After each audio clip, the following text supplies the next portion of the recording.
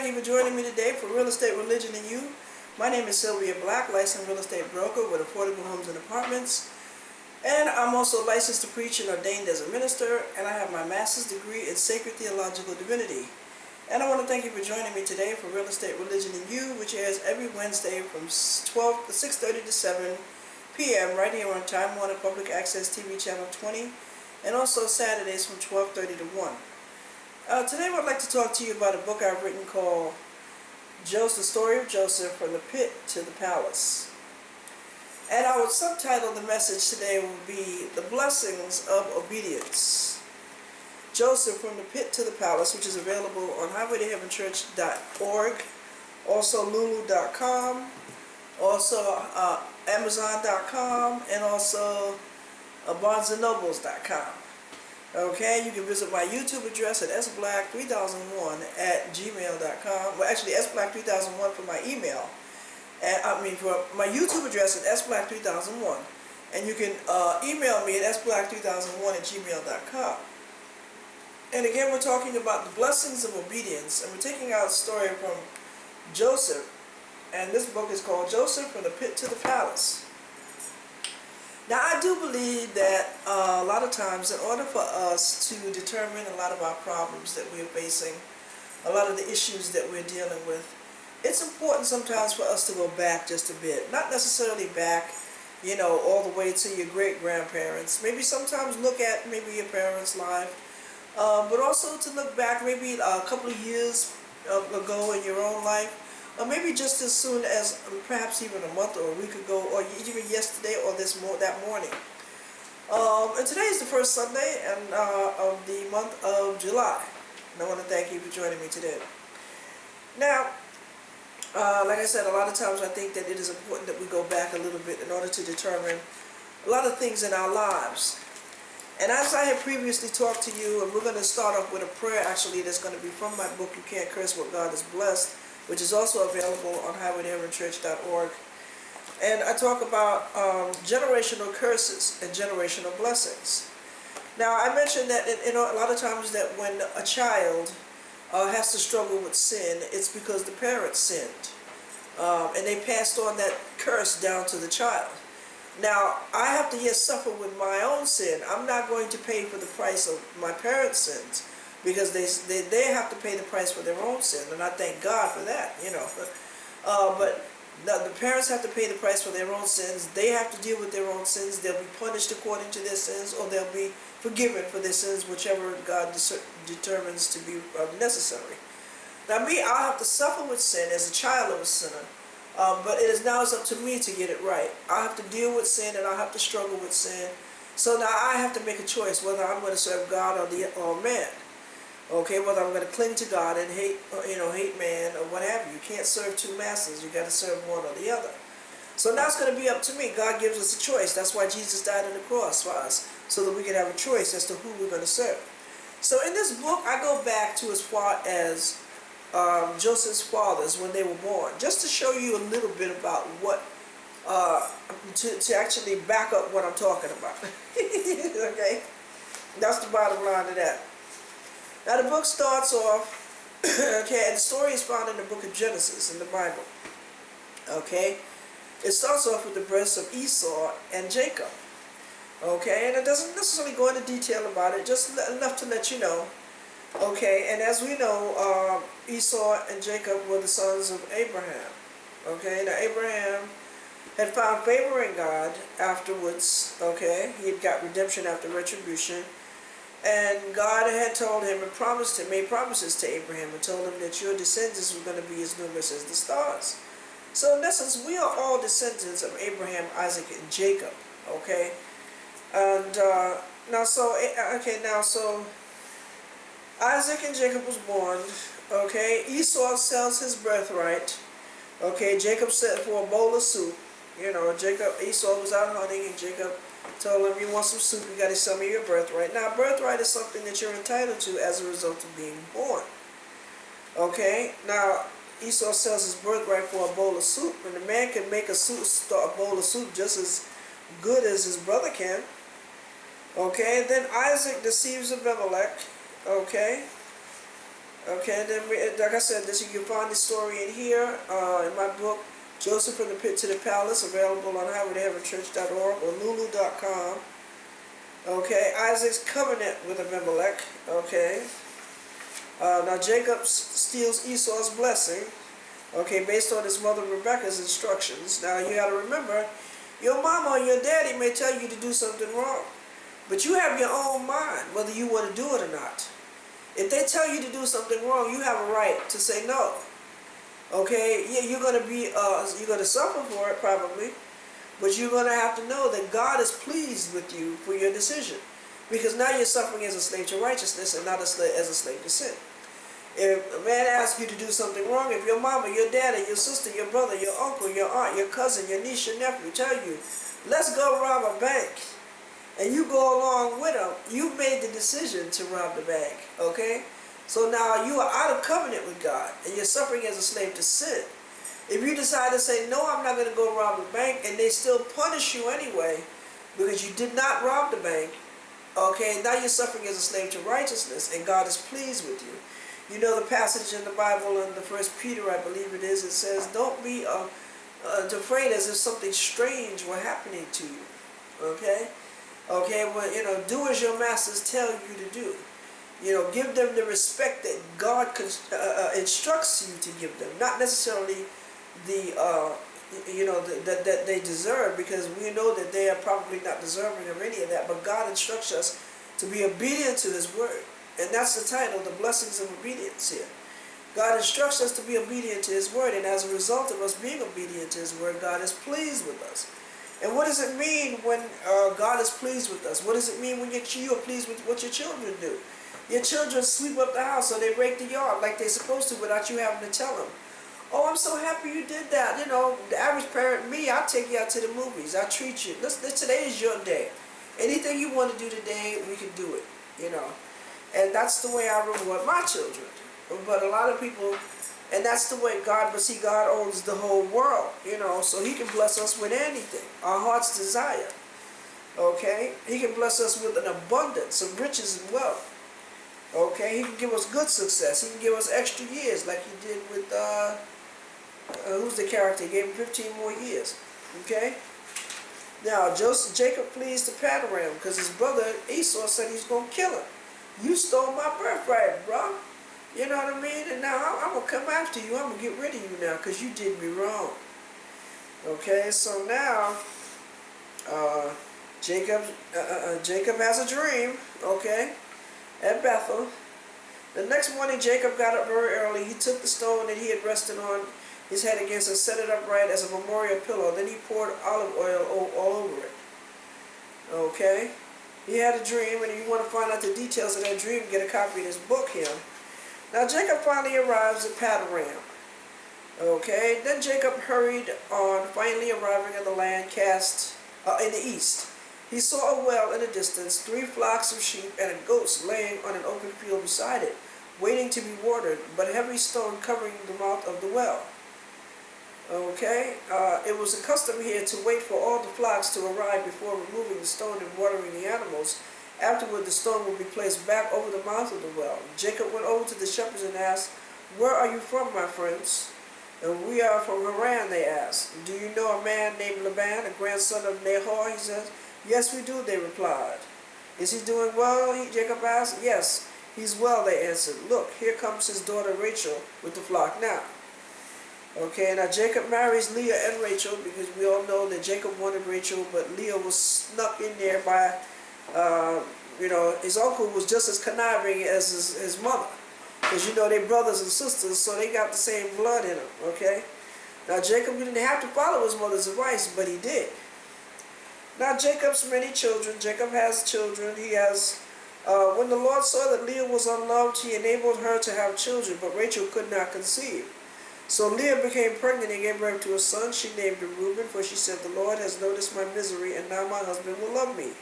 All the children that she had, she thought that her husband would love her, but I guess she didn't realize that she was a trick. Okay, and then finally, Rachel was still barren. So Rachel gave her servant Bilhah to Jacob as his wife, and he slept with her. So now she's having all these children by his other wife. Now his servants are having children. And then finally, after by and by, Jacob's wealth increases, and then Rachel has 2 children. Okay, that's Joseph and Benjamin. Now Joseph and Benjamin are Jacob's and Rachel's biological children. Okay, the other children were considered stepbrothers, okay, to him because they were not born of Rachel. Okay, now Jacob flees from Laban because now I guess he must be sick of his mess, and he said, I'm getting out of here. You know, I come here for what I got. You tricked me, now it's time for me to go. So they made, Laban pursues Jacob, but then they make a covenant with one another. And Laban is satisfied with that, so he lets him go. Okay, they make a treaty with one another. Okay, now Esau's coming on the scene because remember Esau's last words was that I'm going to kill my brother for what he did to me. He stole my birthright and my blessing, and I'm going to get it. So now here comes Esau, and Jacob is afraid that he's coming back to fulfill his promise. So he sends gifts to Esau, but that's not why Esau had come. Esau, I guess, realized that it was his mother that influenced him.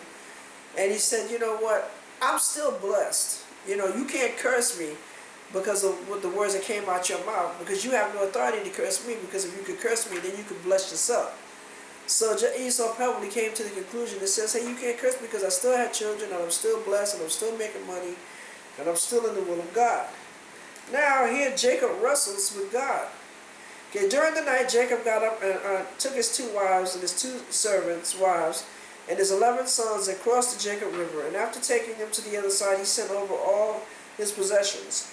This left Jacob all alone in the camp, and a man came and wrestled with him until the dawn began to break.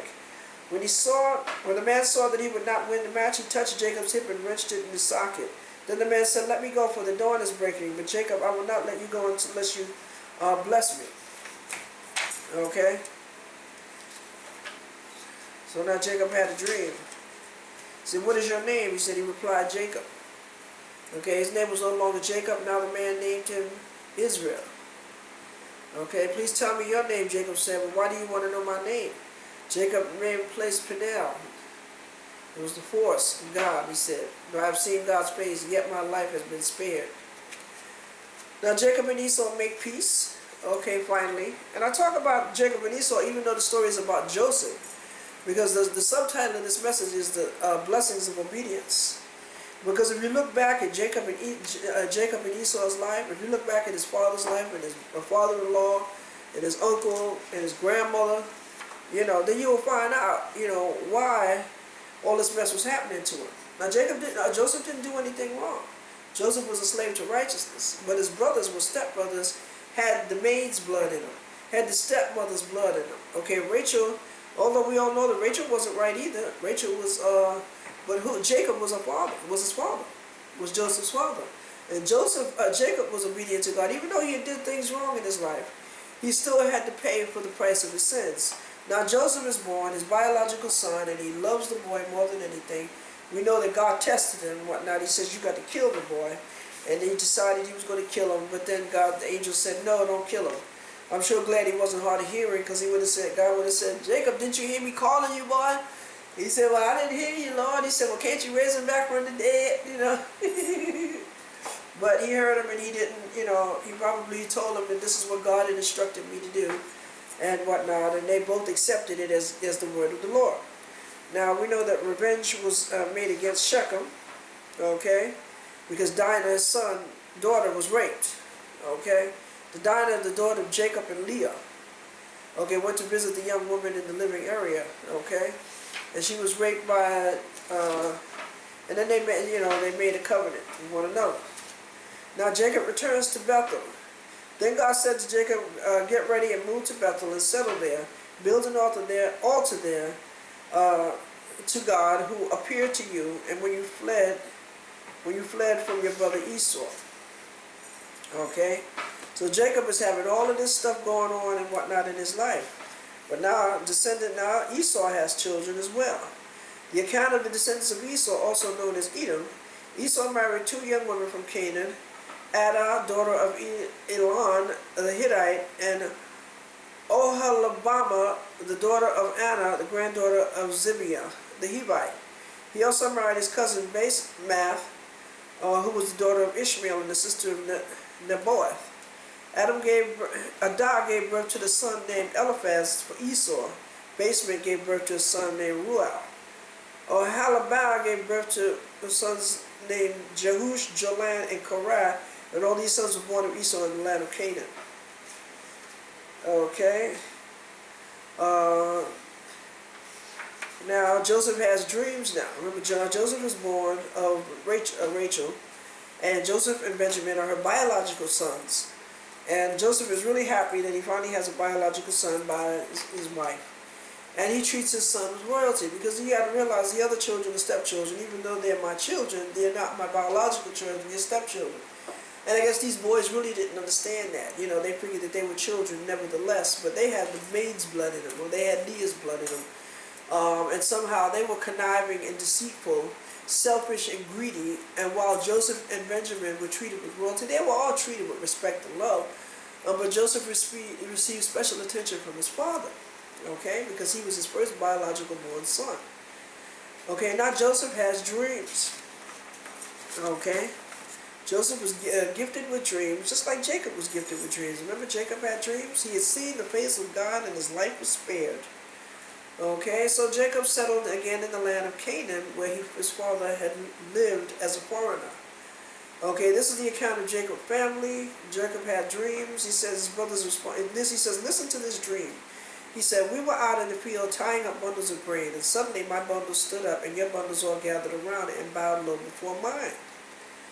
Okay, and his brothers replied, so you think that you will be our king, do you? Do you actually think you will reign over us? And they hated him all the more because of his dreams and the way he talked about them. You know, he says, oh, here comes the dreamer. You know, they hated him. They didn't understand. They didn't have the same vision that Joseph had. So they plotted and planned to get rid of Joseph, and they was going to kill him. But then Reuben said, he said, why not just sell him into slavery? Reuben was secretly planning on returning Joseph back to his father. But they threw him into Sisera, and by the time Reuben came back, he was already sold into slavery. They took his jacket and they dipped in blood, and they showed it to their father, and they lied to his father and said that he was eaten up and his body was tore up by a wild animal. And this pained Jacob tremendously, and he was in agony for years. He mourned his son for years. Now Joseph was sold into slavery, okay? When Joseph's brothers saw him coming, they recognized him at a distance. As he approached, they made plans to kill him. Here comes the dreamer, they said, come on, let's kill him and throw him into the cisterns. We can tell his father a wild animal has eaten him. Then we'll see what becomes of his dreams. And don't you know, you may be able to kill the dreamer, but you can't kill the dream, okay? We all know that by the life of Martin Luther King and all those other activists and abolitionists and whatnot who fought so that we could live. You know, Rosa Parks, you know, Martin Luther King Jr., Malcolm X, you know, and a few historians that go back, Frederick Douglass, Sojourner Truth, Harriet Tubman, okay? I can name them, continue to name them, but you know what I'm talking about. Okay, so Joseph was sold into slavery. Now they sent the beautiful robe to the father with his message. Look at what we found. Doesn't the robe belong to your son? Okay, so now Joseph is sent to work in Potiphar's house. Okay, and his wife, Potiphar's wife, makes advances on Joseph. But Joseph refuses Potiphar's wife's advances. Okay, so Potiphar left everything he had in Joseph's care and Joseph in charge. He did not concern himself with anything else except the food he ate. Now Joseph was well built and handsome, and after a while his master's wife took notice of Joseph and said, come to bed with me. But he refused. With me in charge, he told her, my master does not concern himself with anything in the house. Everything he owns he has entrusted in my care. No one is greater in this house than I am. My master has withheld nothing from me except you, because you are his wife. How then could I do such a wicked thing and sin against God? And then she spoke to Joseph day after day, and he refused to go to bed with her and even be with her. Okay? And of course this infuriated her. She was mad.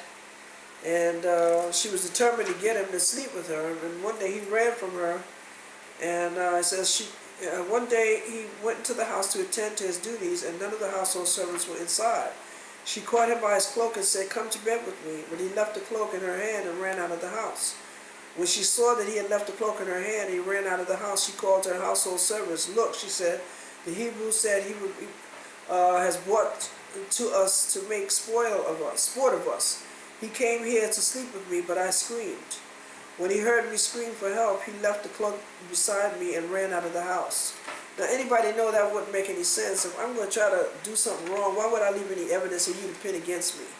Duh. Okay, we're talking about my book, Joseph from the Pit to the Palace, available on highwaytoheavenchurch.org, lulu.com, amazon.com, barnesandnoble.com. Just type my name, Sylvia Black, or the title of the book, and or the title of the book, and you will be able to find it. Now, Joseph was put back in prison again, because, you know, Potiphar's wife wanted him dead. You know, how many of y'all know that sometimes when you don't want to succumb to the enemy's desires, they want to get rid of you, baby. The enemy comes to steal, kill, and destroy. And the enemy says, hey, you don't want to give in to my desires? You don't want to do what I want you to do? How dare you? Do you know who I am? Who do you think you are? This is the thoughts of the enemy. Okay, but I got news for you, my brothers and sisters. We know that the devil is in hell suffering. That's right, the devil created hell, but he's also in hell suffering along with all the other people that he put down in there. So he has no control over hell, okay, all the hell that he created. And so that's the same thing for the people on earth. They serve the devil, but we know that the devil is a liar. So the things that the devil promises his servants are all a lie. So that's why the devil's servants, the enemy, the wicked ones, the beasts of the field, they have to come after us, the righteous ones, to try to fulfill their desires. Because first of all, they can't understand. They're trying to pull us into their wicked web of deceit, to try to make us succumb and do what they want us to do, so that now we will serve the devil as well. And then that will be a victory for them, because they will say, hey, now I got you to serve the devil. I got you to come, you know, to do what I'm doing now. Yeah, you thought you was all righteous and whatnot, but now you doing what I'm doing, so you ain't no better than me. But they feel satisfaction now because they got something, or they was able to get something from you. You know, so they may be satisfied for a moment, just for a moment. But a child of God has eternal satisfaction, has good success. If you notice, that's why a lot of us, we have joy in our heart. You know, we have a spring in our step and a smile on our face, and we're happy and joyful mostly all the day. And that's what I'm going to talk about next week. But they can't understand that. Where do we get this real joy from? And if they just look back at their lives just a little while and realize that you serve the devil, baby, that's why you're not happy. Because there's no God that lives inside of you, and the only way that you're going to be truly happy is if you serve God. And that's the only way that you're going to have true happiness and good success, is if you serve the Lord thy God. If you are true and trust in him all the days of your life. And my name is Sylvia Black, and I'm talking about my book, Joseph from the Pit to the Palace, and the subtitle is The Blessings of Obedience. Now, while Joseph is in prison, he interprets two dreams which both come true. Okay? And guess what? Pharaoh's in jail. Potiphar is in jail with him. Okay? So he says, I didn't understand. Now he understood, because his wife probably tried it with somebody else, and he might have caught her in the act. Okay? So now Pharaoh has these nightmares night after night, trying to figure out, why am I being plagued with these dreams? So, 2 full years later, Pharaoh dreamed that he was standing in the bank of a Nile river.